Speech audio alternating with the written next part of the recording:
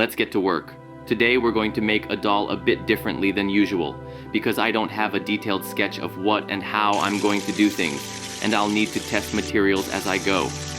I only have some ideas I want to bring to life. The doll is inspired by the animated film Princess Mononoke, specifically the forest spirit that appears in the movie. So far, I've gathered the materials I want to use. The body is from Cleo Denial, and the face is from Spectra, because it looks gaunt and slightly spooky. The head is already cleaned and hardened. I've also got some twigs I want to use for the background and the stand. This is my concept so far. It'll be a creature inspired by a forest spirit, but I still want it to retain feminine shapes and a gentle silhouette. I haven't decided which parts will be fur and which will be sculpted, but I'll definitely do some tests before making that decision. The figure should be crouched between trees, and small forest sprites will be placed in the branches around her. As for the clothing design, I'm imagining something simple in a tribal style, inspired by Mononoke and the whole movie's aesthetic. I bought the forest sprites on AliExpress. They even glow in the dark. These are some outfit ideas. I was thinking about making her an herbalist or a warrior, and I even considered referencing the transformation phase from the film. The head is already ready, so now we'll work on the body, which needs to be cut apart to achieve a stylized figure with elongated limbs and neck. Let's start by removing the head. I'm starting to form the pose, carefully arranging everything and testing as I go. Since a sketched pose wouldn't stand out, I'm tweaking it a bit. I might even have her sitting on something. We'll remove the arms and cut the torso at both the top and bottom.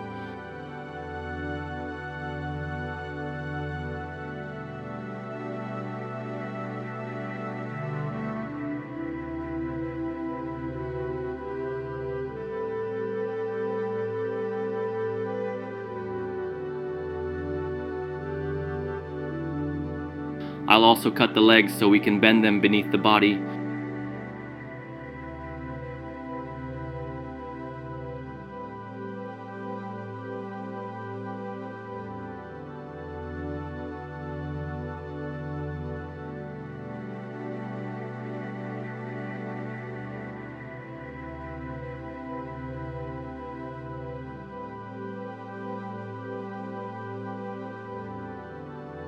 To prep the head, I just need to cut off the ears.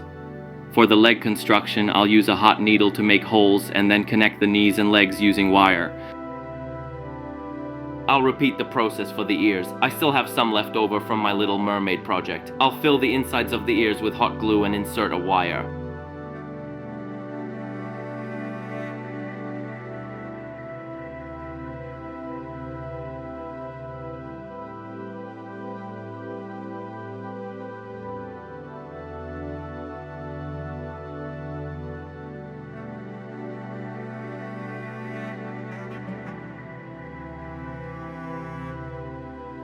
I'm starting to reassemble the body from the torso, connecting it with wire and hot glue. I attach wire to the knees and connect it with the legs. I reinforce the torso using hot glue. We detach the arms only to reposition them slightly. I add hot glue and a bit of wire, then reattach them.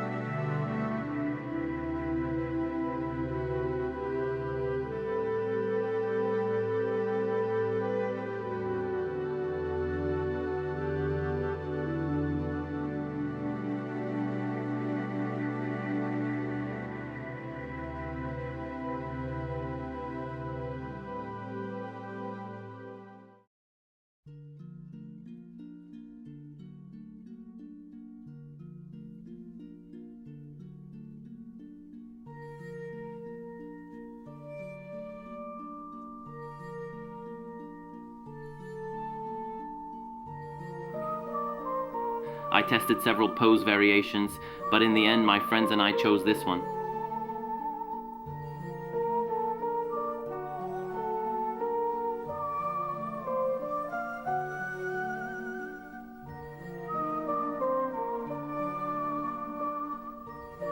On the head, I mark where the ears and horns will go.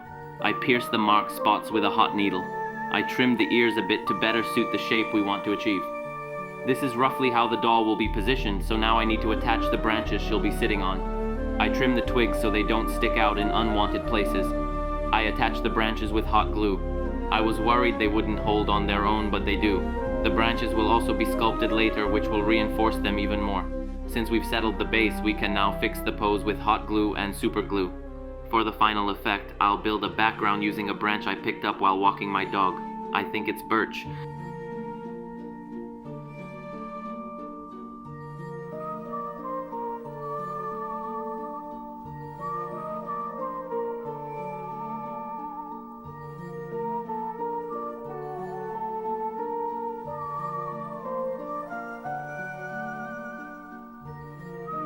Now I attach the ears and horns, which I'll shape using wire.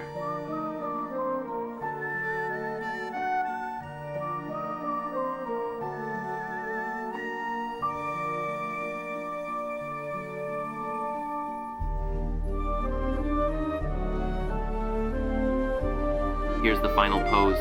I might end up placing her higher in the branches than originally planned.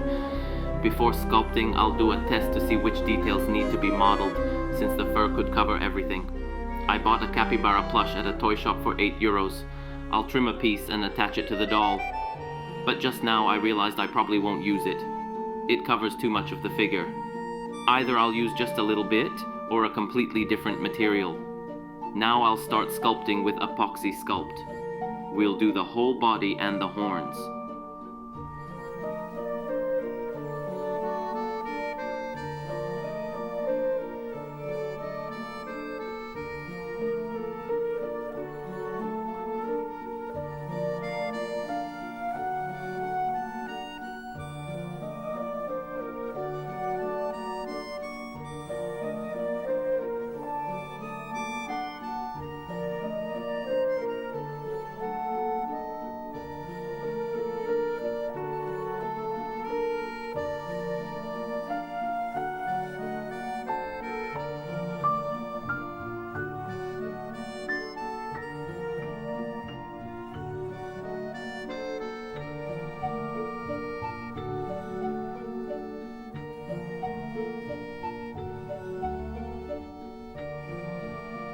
For the facial details, I'll use epoxy putty.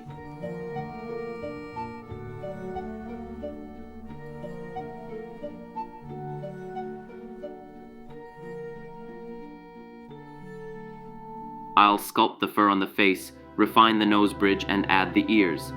Then I'll smooth the whole body using a sanding sponge.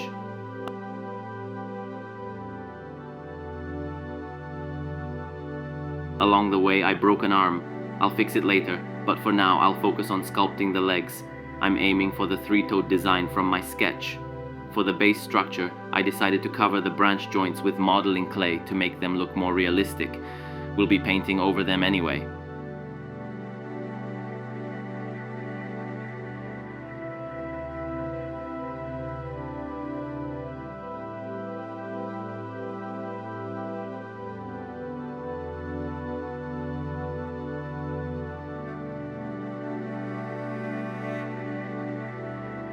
Since the plush test failed, I decided to model dense tufts of fur using Milan clay, which I'll cut and attach.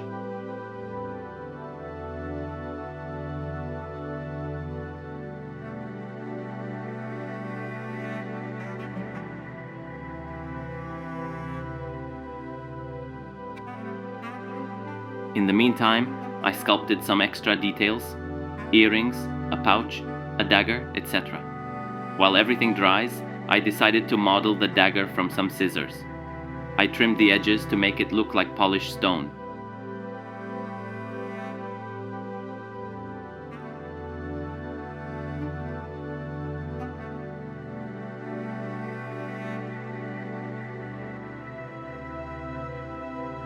Now I can paint the entire doll with a base coat. I'll paint the base too.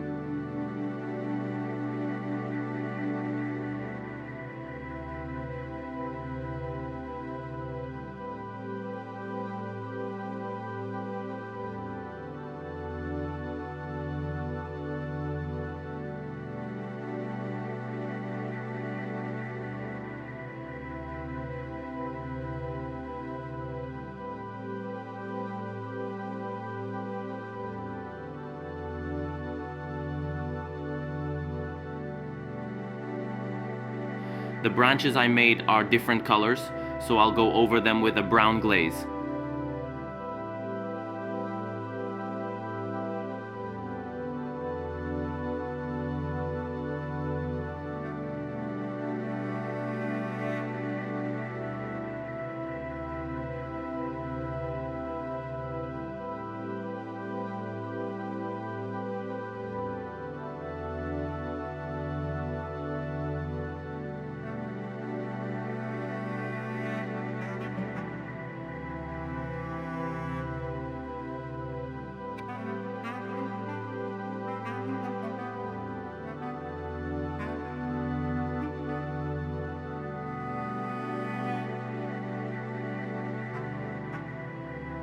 Now I can start painting details like the horns, legs, and so on.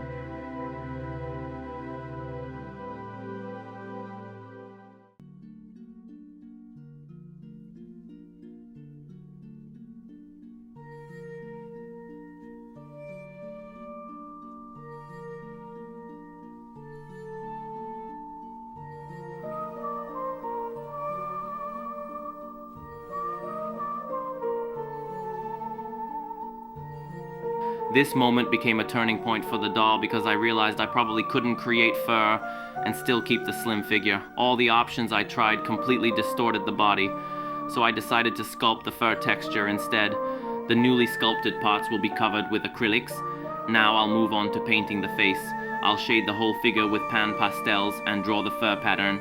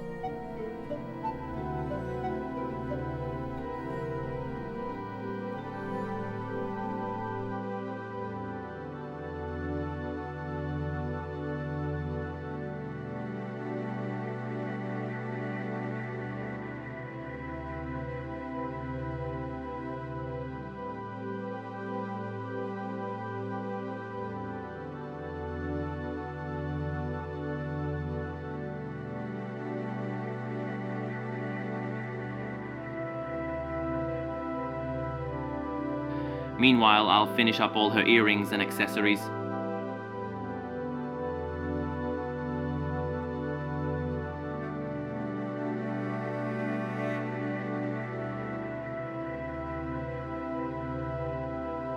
In this case, I'm doing things less traditionally. I'll complete the base, attach and assemble the doll, and only then glue everything else on. Besides the base, I'll finish the trees with various add-ons to make it look like a forest from Mononoke.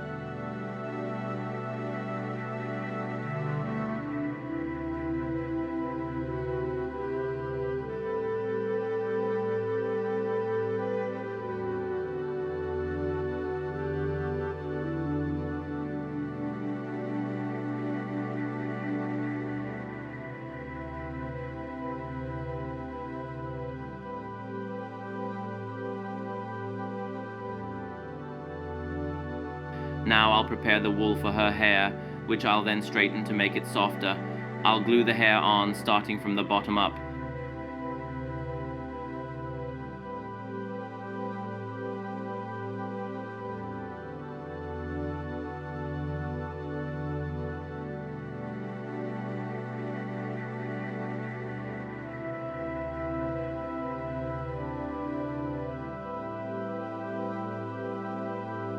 While I wait for the glue to dry, I'll finish the dagger and the spirits, giving their eyes and mouths a glittery paint.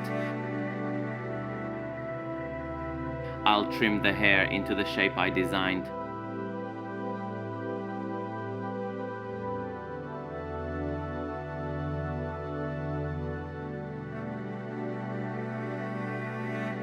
I couldn't decide for a long time which design to use, so I followed my boyfriend's advice and went with a concept where the figure is mid-transformation. On the body, I painted ornaments using glitter paint. To enhance the transformation vibe, I added sparkly gems, which I scattered across her body. Finally, I'll install all accessories, the belt, pouch, and dagger. I decided to add some shine to the inner parts and also the horns. I lightly dabbed the horns with a cotton swab so the shimmer would be subtle.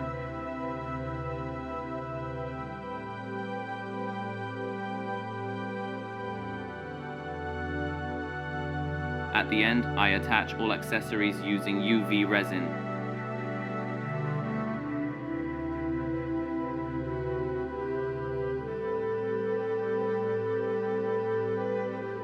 The spirit figures have indentations in their eyes, so I filled them with UV resin to create a deep glowing effect. In my sketch, I drew spider webs with water droplets on her head. We'll make those from nylon thread and UV resin.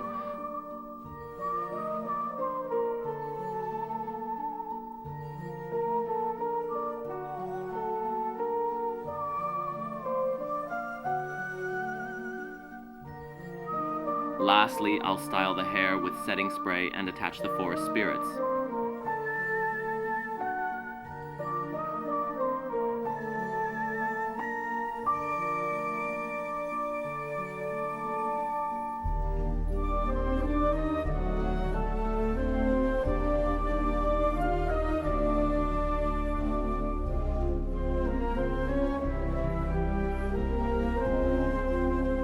Thanks for watching. Enjoy the showcase. Elanur Forestguardian, the deer god. Forest spirit is the protector of the Cedar Forest and is the god of life and death. It heals Ashitaka of his bullet wound, yet interestingly leaves the boar's curse untouched. Later, it mercy kills Okkoto and Moro by taking their life. During Lady Eboshi's hunt to kill the deer god, she shoots it as it transforms, turning it into the humanoid-like night walker, releasing its destructive body. This causes the life of everything it touches to be drained away, causing mass destruction and death. This lasts until Ashitaka and San return its head, restoring peace.